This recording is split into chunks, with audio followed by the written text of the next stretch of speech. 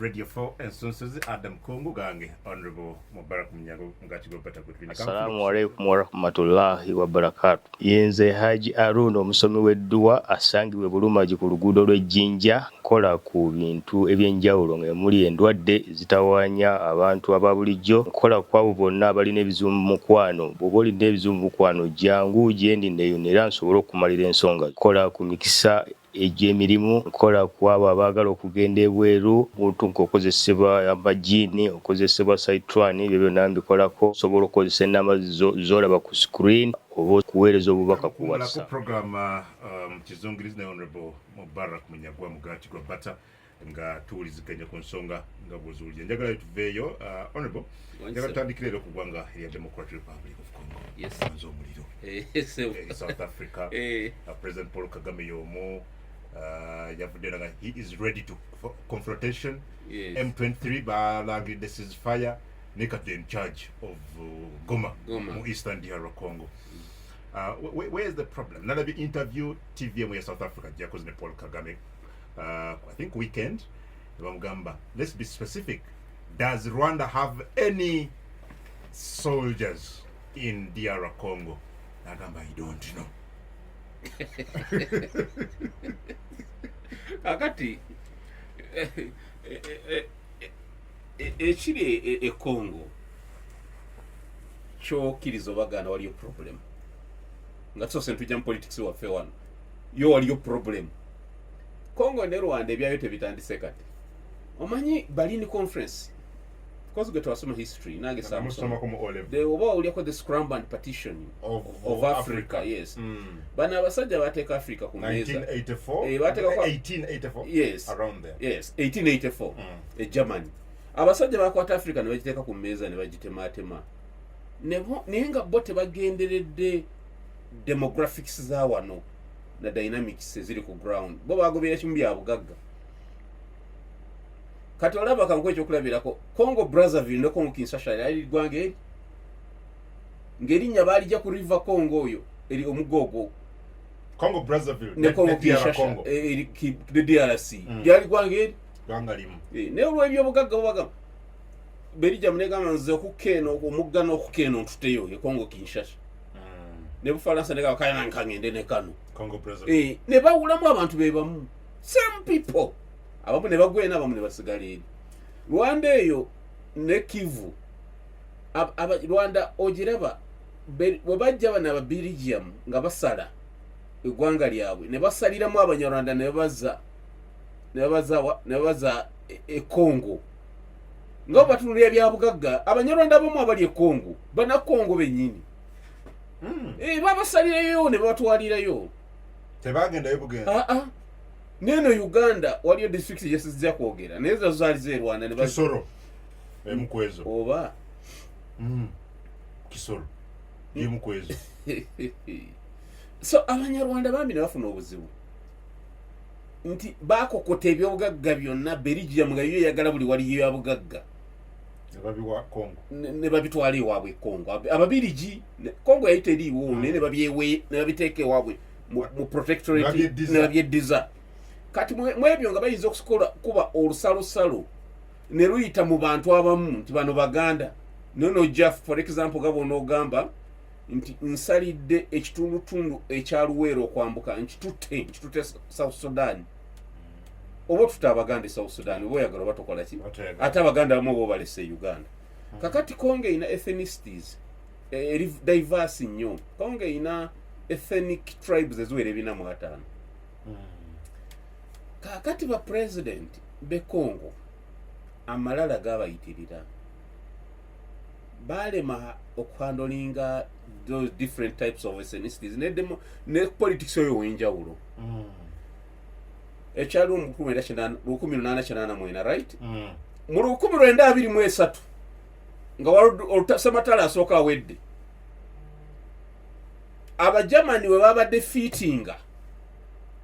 nga Germany yali defeated Germany yali e Rwanda aba Germany we bali e Rwanda we baba defeatinga aba Belgium ne balumba Rwanda nga bave Congo Nigeria ejenga lirimu aba Belgium ejenga lisinga limu ba Congo ne balumba Rwanda ejeeryo linoonyeze ko baliyitanga Force Republic ne bajja bawamba Rwanda ne bafuga Rwanda nga ne bakiraka bakola mu office bakiba Congo bava Kinshasa Kindu Kisangani wawa nga gye bava abakongo ne babeera Rwanda ne bafunga ne babeerawo ne bawambawo sebo nga bayambibwa ko Babirigi ne bafugawo mu 1959 ne wabeerawo genocide e Rwanda 59 waliwo genocide tumanyi ya 99 waliwo civil war eyavamu genocide nga batta abatuusi bali babattako ddamu bambi ne badduka oba oyagala oba tobaagala ekyo because they are human beings nze kyesinza kugatta obwannakyemalira bwa President Museveni kubugatta n'abali Congo. No, these Tutsis in Congo, these bano bakato keepers abali Congo, they are human beings. They have a right to a homeland. Nga nabo ina right into wano ewange waffe banzaala abatuusi abola abanyamulenga abakyabali e Rwanda bayina bajjajjabwe ne bajjajjabwe nga we bali yetabanga na wakawalala bamusalira obusalize namuteekayo abalala babatta mu 59 ne baddukirayo nga gye bayina ab'enganda ngendo babatta ne badduka mu lutalo lwa 59 bakagame ne baddukira wano Kagame bamuzaalira Rwanda President Kagame wano baddukira buddukize ne ba Fred Rwigema mujatano nga babatta kati kiveeko ne baddukire Congo mu 1990 was it 90 bakagame balumba bano balumba RPF nze kyenzikiza nti okulumba okwali justified mwatutane tuddukire Uganda gwe lwaki oŋŋamba nti ndi Uganda nsigale Uganda paka I have to come back to my motherland kiringa Museveni bwatunyigiriza tuddukiddeyo tugenda kuwaŋŋa of course bino byakola tujja kuwaŋŋanga ko batwagala batatwagala kakyoka abaana affe tebalivaayo kudda abaana affe balina okudda kubanga kati Besigye agenda kustavingira mukomera affe Anseri mitali dda wano tokuba tataata we yes so abatuusi bwe balumba okuddayo RPF kyensuubira nti kyali kituufu Habyarimana teyakozesa nnyo magezi kumanya bwa diffusing nga kizibu yalina kutuula ne Fred Rwigema ne Bakagame nakkaanya nabo n'abazza e Rwanda nga twali kuyiwa musaayi naga your excellence wa president bana abaana basajja kudde basajja bakulu omanyi mu byobufuzi olina okubaza omanyi nti kino ekijja tekindeka olabe bw'okirinyako amangu Bakagame baali bakagenda balumbye ba Fred wayitawo ennaku 5 ne wabawo brigade eyava e Congo egyerwanireko Habyarimana okuba bano ba RPF njerabide omusajja oyo yafa mu 97 era agikulira jeno oyo naye omulala wali bamuyita mahiro something wali yali twaisiwe nabigoberera nnyo nali muvubuka muto nga mbeera nnyo ku radio RPF yateeka radio oba yagiteeka kisolo oba yagiteekawa kati esomero nali mulali wa mu Western Uganda nga njagala nnyo ebintu by'amagye nawulirizanga okuva olunaku lwe baalumba Fred Rwigema yava embalala wamu nnyina ne banne ne bagenda byonna nabifollowinga paka nze nayagala nnyo Fred Rwigema yanjagaza n'amagye nali njagala nnyo okuyingira amagye nasooka okukola Fred Rwigema nga Major General ng'ayambala ka uniform k'amagye ne kamunyumira Fred yali anyumirwa uniform kati nanjagaza nnyo amagye namusanga ku lutinde Katungulu bayitawo Queen Elizabeth wali olutindo luyita Kazinga Channel nasanga Fred alabika bulungi ayambadde uniform ayambadde ka t-shirt waggulu jacket y'amagye tagisibye zip kuliko ekifaananyi kya Thomas Sankara ayambadde akofiira abananya nembuuza taata nti oyaani nanga Major General Fred Rwigema naye nyina okubeerako Major General obulamu bwange so bwe bagenda nabafollowinga nnyo nali mu senior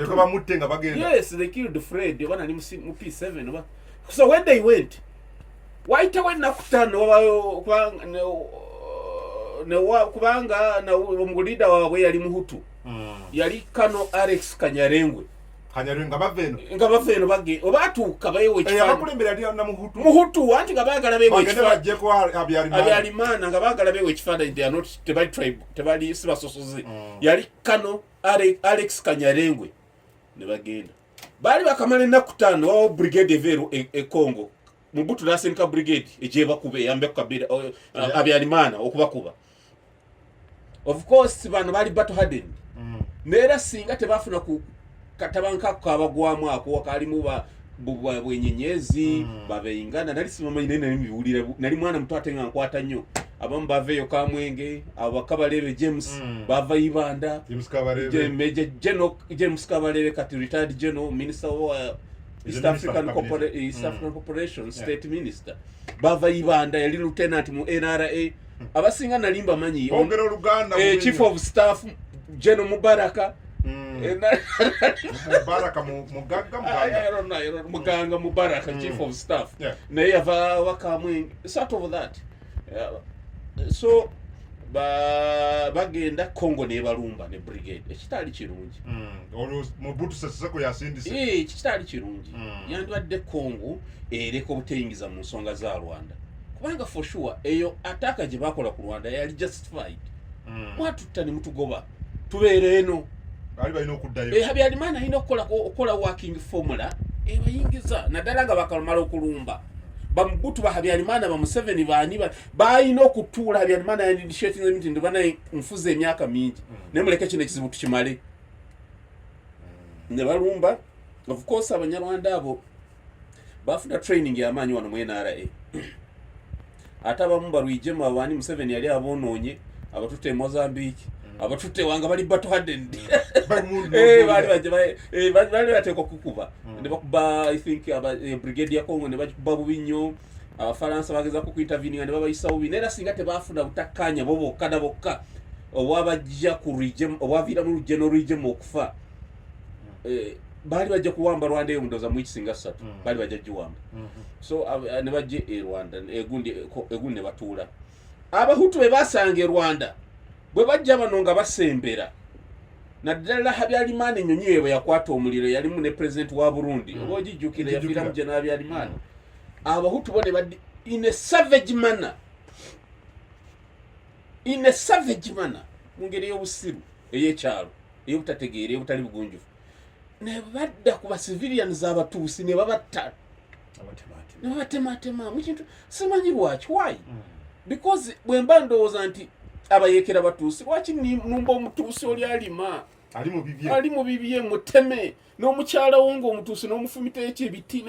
ne savage man ekyaite kyetagisa but of course these Kagamezi ne bandi bali batwaddendi ne baba overrunning kati tiimu eyo yonna ensobi nkulaga we yava eyokubiri tiimu eyo yonna ey'abahutu ba genociders ne bana abali mu gavumenti abasirikale ba Habyarimana abamu ne bagende Tanzania abalala ne basala bagende Congo majority Tanzania ne bakwata ne bagaba muyingira temuyina byakulwanyisa ne bajjako emundu ndenda ne batwala ne bafunira enkambi wala ne border abahutu yo Congo yabakiriza ne mundu zaabwe ne bayingira Congo eyali nsobi nnene oba uliddeko saagala nnyo walobe nja okulekayo kubasaaga kumpita ku CID kumbuuza headquarters kumbuuza wabimanyi otya emu nja kunzikiriza mbirekeyo naye oliddeko ekibiina ky'Abayekera kyebayita FDLR yes Kagame mpulira akyogerako beebo agamba FDLR inabo bayina accent yaabwe but it is FDLR yes ne bagenda eyo ne bawambako ogutundutundu naddala ewasimwa Coltan basoloza emisolo bakola ki ne baba wake tundu bali wamba bagenda ne gundi Habyarimana gundi Mobutu yabakiza bayingire nabo tundu kati bo batuuka ne bonge training amaje ne bakola ki ne basu ne je bali waliyo Coltan ne basiba Coltan ne bafuna sente ne bagula emundu endala ne bakola kati nga nabo planning okudda you see nabo nga bagaruke mutufuutudde katwetereze naffe tatutudde tu yes but since then bad nabo balwanyisa obukulembeze bwa Paul Kagame of course but the kakati atete bakomoko ne genocide na mukola mu Congo munda n'abatuusi be basanga ati je baddukira ne basanga y'abatuusi bali benkugambye badduka mu 59 ne batandikira be basalira ne batandikira kakati you see ba president ba Congo nabo balina okunenyezebwa bakabira ekyo tekiyinza kubawo nga mutu Kabila yagezaako senior kubanga yakwata James Kabalebe n'abeerako CDF wa majega Congo ono General we Rwanda yabeerako CDF we Congo era ndenda bakayumba nga yabyogera nenga because kayu actually kati ombusiza John alabye Kayumba Nyamwasa noze Major General Kati yali kuna mudumizi wa majige Rwanda ngayogera nti Congo waliwo omunyarwanda eyabeerako CDF kati nga nebuuza CDF kasoke tuseoka disclaimers byengenda okwogera wano sibimanyi nnyo nakusoma mu mawulire tembimbuuza anti abo mbamanyi wona oyogera ebirala gataka nze siri musirikale ndi civilian wabula asoma obupapula bwa mawulire kati ona jeno kabalebe yabeerako CDF nebano nadumirako ejjeryeko waliwo n'omulala gwe sijja kwogera mbatya ali awo akuli ali mu M23 yaliko kano mu maje ga Congo FAD anti bayina FAD aga Congo go bagaita FAD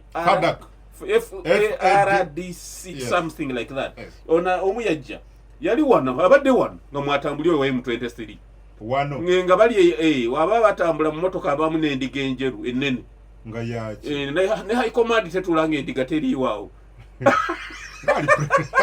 endiga real ship endiga ennamu enjeru abadde atambula nayo mu motoka wali kano ne high command abadde tetula bade babeereyo kamwenge ne bamuwa endiga ye ebadde babeereyo kamwenge nenga high command okutula endiga ino endiga ejja part of the high command enene oyinza okwesanga naye ina rank ate abakongo bakiri 7 ze Adam kumbe dakiika ebula 5 zokka naye teri kintu kizibu nnyo nga kuuma bwa president mu Africa osobola obufuna naye bukuuma kizibu olina okukozesa obwongo bungi bw'ova ku mulamu owedde olaba bw'obeera mu ggwanga nga Congo liina abantu tribes 405 nga bwe nkugambye liina minorities waliwo nga president Tshisekedi si kumunenya omukulu tantegeera obi wana olya programu eno waliwo byeyandikoze okulaba nga tewabaawo butabanguko oba to stabilize the country ekisooka an all inclusive government ya bonna Congo yandibadde ne ministers nga 15 manyi kigenda kuwabwaza amatu 15 olaba ojukira wali ebijambi Kenya nga kaluke Kenya kakagwa barondo ba minister 91 Kibachi ne Raila bateesa baronda minister 91 ogwo musala gwa minister temuba kasitaguba nga guli mu interest ya national stability o making sure nti buli tribe ejja kulujuliro kakati botandika okukola nga n'abali mu majje bennyini abatuusi mutandisa bakolera obukodyo mubatiremu bajja kudduka they will run away mumujabala nga minority bajja kudduka and once they get armed bajja baleta problems n'abatali batuusi kanve ku batuusi Kongo ine ebizibu Tshisekedi yandimazeewo naye teyabiwabudde ojonoonyereze waliwo kano ayattibwa Goma mu 2014 bamuyitanga Kano Mamadou Mustafa omunoonyerezeeko olaba yali muvuka wa myaka 37 bakano ba Congo babiri bakwata emitwalo gya $2 ne bajiwa Abayekera nti wali obubiina bw'Abayekera bungi ne bajiwa akabiina k'Abayekera kamu katemule Kano munnaabwe Mamadou Nonda Mustafa kakati gwe oli musirikale nenga n'amagye gaalimu gogoka tanera n'Abayekera bali ne majje mwenyini mwali ati basobola mutemula abali yawo namugambira yo mu kyalo jova abantu babatemye those people will run away ate bajja kuletera ebizibu kanze okukino ekya government ya bonna ojjukira omugenzi Kabila senior bwe yabeera bwe yawamba ekinshasha waliwo RCD bina Abayekera baba bigobera amanyi baba bikyusa mu Bufaransa mu Bufaransa abbreviation zikyuka ekyandibadde DRC bakitara nada Rwandese something movement Rwandese gund RCD waliwo kyebayitanga RCD Goma yalimu abatuusi RCD Kisangani yali ekubirwa ogwo bayitanga Wamba Dia Wamba nga waliyo ne Jean Pierre Bemba yali eri mu north nga bwogenda ku Central African Republic nga ine rebel group Kabila wana yaba vice president Wamba Dia Wamba Jean Pierre Bemba bani Kabila ye wadde mu Congo yennyini naye emyaka ene esatu ejasooka yatambula bulungi n'abo abamu abatuusi babizima karaha oba wabiwulyako yabasembeza nnyo neera bwe yatuuka time abamu abatunulizi bagamba ye takuuma ndagaano ze bagamba mbukabira nga munyumya n'atunula mu kasolya n'aseka kakati notategeera oba muteesa mukoja okukkiriza yes or no atunula mu kasolya n'asiwatuka n'aseka totegeera oba kkiriza oba agaanye naye at least yagezaako okukola gavumenti ya bonna kakati Congo ng'oyina okuva ku boda ya Uganda oba okuva ku boda ya Rwanda okutuuka e Kinshasa ziri kilomita 104 oyina obuyinja bw'abamukwata munda obwonna obuli mu Kivu, North Kivu ne South Kivu mwonna weetaaga okulaba nga okozesa nnyo okuteesa zendo za Kisekedi alina okukozesa omukisa gwa East African Community okulanga bagira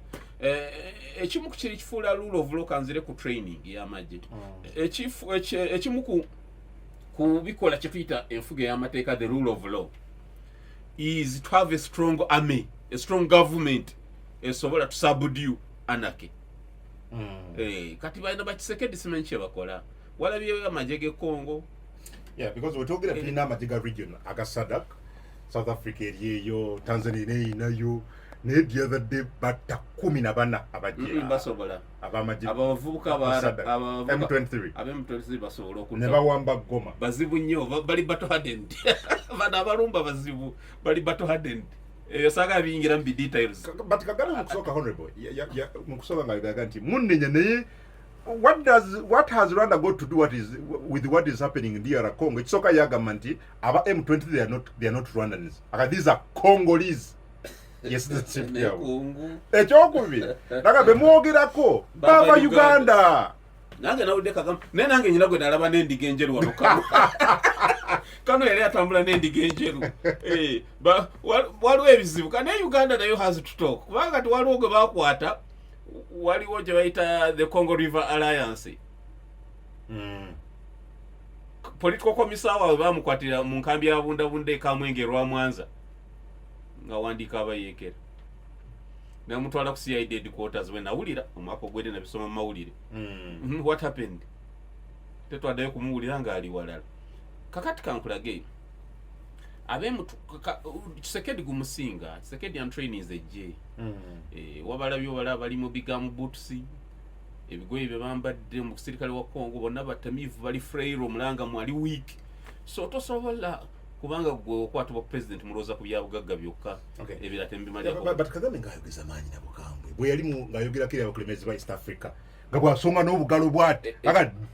them there awoninga South Africa one of the best armies in Africa. Nega let them there. We are ready for confrontation. Echinule nyana kiva mu kibeere. Oli Muganda. Kozi oli Muganda. Echinule nyana kiva mu kibeere. Yes. NCA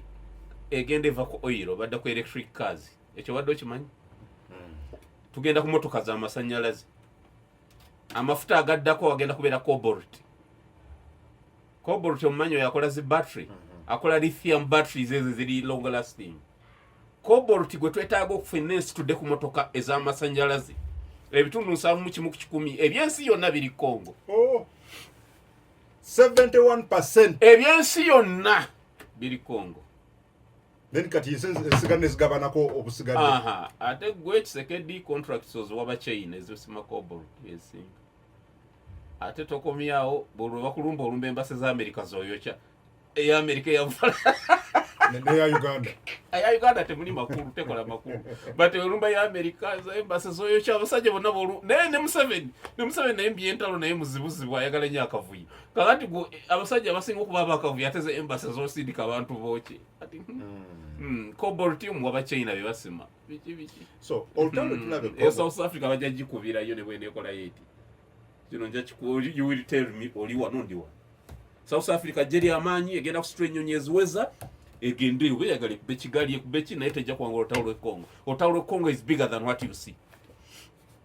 Yecho nkuvuli de kanko echo kulabirako. Kati alinga political head wa Abayekera. Bamwita Kanere Nanga.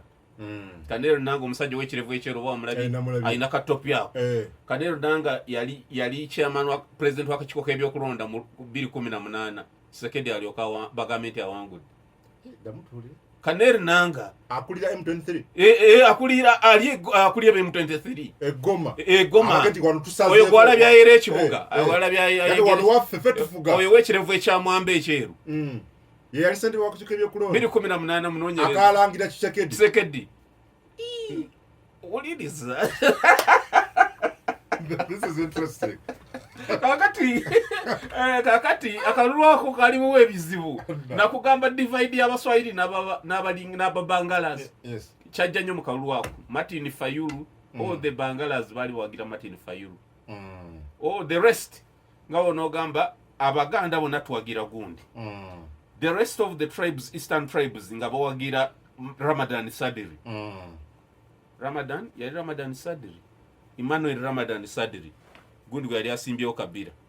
yete yesimba ojo Kabila yete wagira Fayulu Kabila yali wa Ramadan Sadiri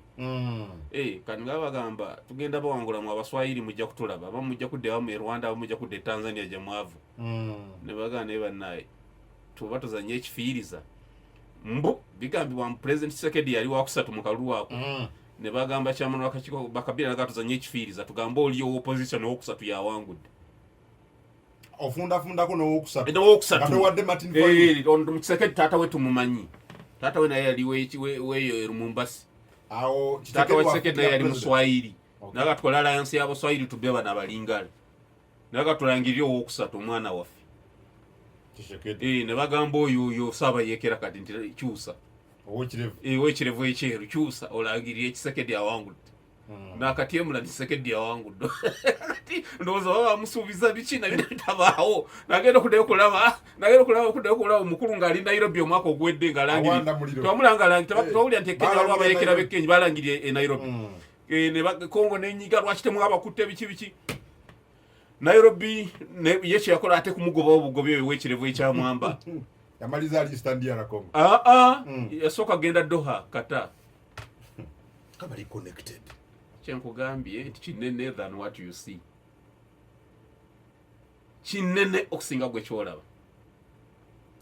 Congo eyina ebintu ensi byeyagala bingi so bino President Kagame bo ekyabwe kyekiri kyenkugambye of course waliyo the genociders who are armed and who are ready to come oba oyagala oba toyagala they have even started ekyokuna Tshisekedi I don't know aba president ba Africa kyeki basumbuwa emitwe bakwata obuyinza walaba bwe yatta abantu 10 bwe bakuba amasasi ante nga batebereza okuba Abayekera that summary execution nti bano bampakanya n'obasalira omusango n'okubirawo 10 oba maze okuteeka okusindika signals mu bano bonna ab'enganda zaabwe ababalumirirwa abakola ki ntuwedde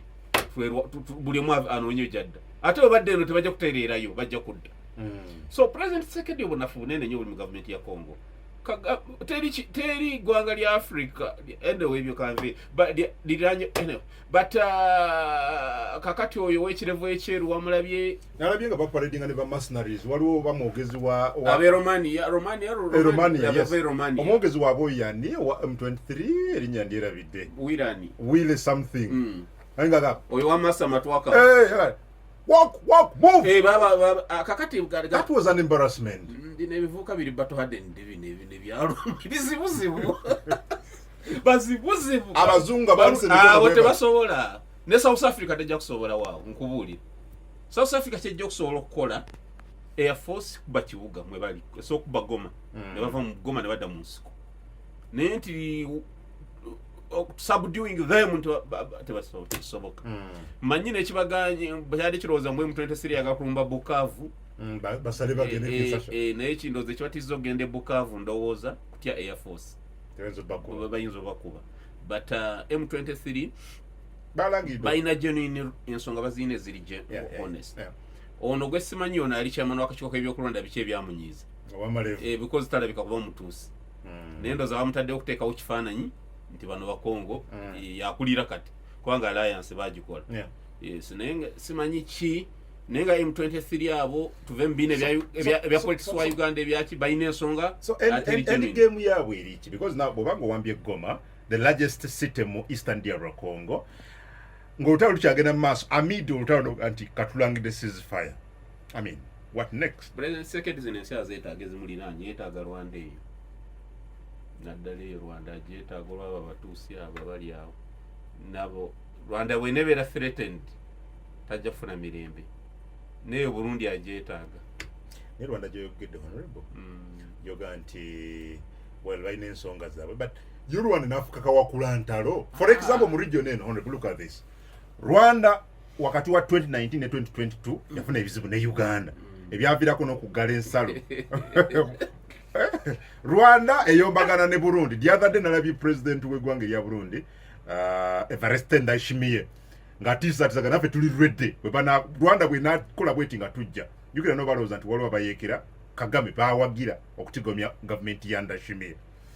Rwanda erina ebizibu ne DR Congo. A couple of years ago jjukira Rwanda n'eggwanga erya Tanzania. Rwanda buli omu gweyinako entalo buli omujjo bayinako entalo yekka. Kadde nkusaba tusigale ku ky'Ekongo. Nkusaba because what esobola kyewala honorable ekiriwa ekiriwa kyotaaga kwewala ekyo kyennyini ekyokuva ku Rwanda because waliwo n'abalowooza nti olutalo tula mu DR Congo Kagame alinamu omukono kyova olaba ba CNN bambuuzizza is your army in Rwanda in Congo rather nagamba I don't know Commander in Chief atenga atovayo natukamati abali ebava Uganda amazima gali nti aba M23 bava mawanga ag'omuliraano okuyingira Congo. Aba M23 balina ebizibu byabwe babo mbasaba bambi mbejjeereze tembayita bawakuzi ba ntalo M23 balina ebizibu ebiri mu Congo munda. Congo iyo abasajja b'e Congo bakusobera ku ssente ze balina osanga president sigamba nti president Sekedi naye osanga president ng'alina license eziyikuula ebyobugagga alina kampuni 140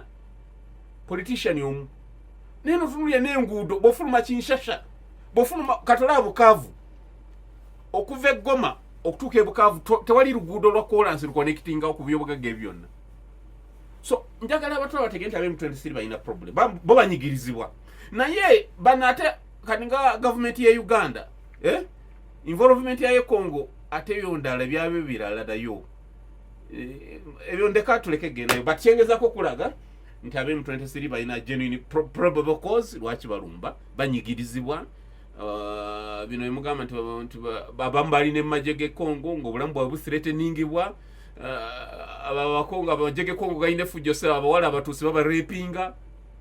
je nalaba ekiwala nga kinyirira omanya Abanyarwanda abo banyirira nyirira akitundu ya kinyirira naga ekyo mukindeetere wali olutalo lwa Rwanda ne South Africa lunaggwa lutya. South Africa teyina kyejja kukola because President Ramaphosa they in Congo for peace. Yolande Makolo omwogezi wa gavumenti y'e Rwanda omukyalo oyo n'amwanukanga jo namugamba leka kulimba nsi you are not in South Africa for peace. You're there to fight President Sekedi's wars. Kakati South Africa disadvantage ku bintu bibiri. Zasaya kwogera ebirala Rwanda kijemu nkusaba ekigambo Rwanda ne Uganda kati obije mu debate eno kwogera ku South Africa Congo nabiki. South Africa is disadvantaged by two things. Okulwana ku amagye gano okulwana kwa amagye kulinga mupiira. Kati gwe tosobola kuza George Weah n'asamba World Cup asobola. Bolwanga tosamba ova ku form obeera form. Gana amagye gamwanga gakawakula ntalo mazibu nnyo. South Africa badde bajja jikubira chokamba Kagame ayinza okuwuttula South Africa ebere bagende head ono ojja kuwulira ekigwe Congo ojja kuwulira ekigwe Congo ebyo Allahu akbar walillah eina ebyuma sajja ngomuwanise nnyo South Africa ekola ne mundu wena bagamba ku Russia ne Ukraine ne muwakana kati uke bugende mu maaso nkubuulira ebisibo biba South Africa ekola ne mundu ne tanka ekola n'ennyonyi nakusomesa kye bayita symmetrical warfare kyakulema okuyingira mu tre small can win big akatono kawangula ekinene yenkuyenwana eriwo kati ekikulu otunuulira jeno w'e Congo nga nekundi bajeno w'e South Africa otera obalaba agejja nekundi n'oliranga liyise mugundi mu uniform li bigagga byagaggawala birudde agejja n'abwagira olubuto luli eno gwoza balina ennyonyi ndekundi neriyita mu uniform omuteekako obwana bujjeno oba sultani makenga ojja kuleeta ebizibu byabwerere. South Africa etegenda ejja kubeera embala humiliated. Number 2, Trump ali bitter ne South Africa oba owulira byali akasuka kukyettaka ettaka laga nti se police esosola mu banyini ttaka n'ebirala ekyo kirala ekyo bitono ne BRICS. South Africa yawabira nakaawa abaisirairi okubanga esobola ebyo byonna ne BRICS ba Russia ne China okubanga bayisa olugayi mu America nga nawe South Africa gw'omu ku bo abawagira. Naye bakaba South Africa bagambye Trump nawona atuma obuyamiga bwe tubusazeeko ffe tulina gold, you're not helping us. We have minerals, you come and get them. We are not beggars. And that's where African presidents go wrong. Minerals muzina ne Congo jezi nezikolera abantu bamwe mu banzi be. Nze siri mwagizi wa America gwe nga botera okumbrandinga. Naye mmwe ekibafuula abaddu b'abazungu mu abakulembeze ba Africa kubba bintu by'abantu bamwe. Congo aba politicians be Congo bagagga bazibu. Nabwo jotukeke Congo ali otuseke e Congo. Nagenda ne kabyanga baluku no ne mutuka wano mu kinyonyi helicopter twali eno side border eno ngovude ka side ka soso no gweri mwali Beni mwaliwo twagenda paka Beni obutembo Beni nze yona kakati we mwali agadogende kinshasha bwantegedde bandigambye eyo twali kuwa naye kinyonyi kyogenda mu Antinov bine bikadde nga ne munda temuli mito muli mu ntebe za miti. You see, mbawo, you see, aba mwanga Afrika gasesa. Naye Kabila nawe yandi igundi Tshisekedi nawe Kabila, kasuka Kabila Junior. Kabila Junior myaka 2 je yafuga. Nawe yandi koledde Congo electric rail yoka. Nagaba ne kali James Bebe yogaga mutwere yiro ya masanya train ya masanyalazi. Omulala River Congo eyo. Nojikola ko dambu. River Congo ina capacity ekola amasanyalazi agatambula mu nsi za Afrika zonna. Kakati gwe ba president ba Africa chibakuseseza South Africa eyo kuva abakabulule bagita apartheid. South Africa yali erabika bulungi mu biseera bya apartheid okusinga bwerabika. Bagamba twagala kwefuga twagala ki mu abazungu twagala buyambi omwe. That is lip service. Kwogera bwogezi kwekangabiriza gold gomogera ko mubba mubbe tayamba banansi tunule chile South Africa abasiramu zobwavu buli South Africa bunya nokunya ne gold gomogera kayamba ki tunulira Zimbabwe wa Robert Mugabe osinga watukake Zimbabwe buga nga Livingstone Harare nga obubiseera biringa abazungu tabanajja kottaka ngwalaba nga wabuminga Zimbabwe kati bajja amasamba ku bazungu nenja leba luma kati nga jeno bamwe esamba lyo muzungu nasanko tractor 2 nasanko bine ebifitiri ebikola byoka byatanko okutunda. Okay. So is there possibility that the war South Africa deja kusobola is there possibility honorable that the war in DR Congo can spill over region Uganda kakati ekyo nakyo kikulu kati kanzere ku side endala ya Congo singa Tshisekedi azukka nategeere ekyo kukola awo tuwaliwo problem kubanga olaba ba GNP bemba bali bayekera bani basirikale minister of defense Tshisekedi asokuzuka ebya South Africa soko bireke kali nagamba ba special forces ba South Africa kali bajiba training ira avuke emitwalo aga asatu